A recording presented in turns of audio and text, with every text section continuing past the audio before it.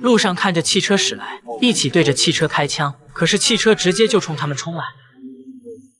打开车门一看，三人根本不在车里，只有一根树枝顶着油门。老板断定他们肯定跑不远。另一边，三人原来逃回了营地，他们想要翻找当时的手机报警，但是翻箱倒柜找了很久，就是找不到被胖子藏起来的手机。三人都很害怕，短发姐更是砸着东西发泄情绪。可是这样也不是办法，她准备出门打探情况。一开门，老板正站在门口，男人举枪站在门口，女人慌忙将他关在门外。男人隔着门一枪将他的手掌击碎。听见惨叫声，屋外的村民载歌载舞，高兴极了，眼睛忍不住了，拿起枪来到门口，从门洞里将枪管伸出，瞄准一个。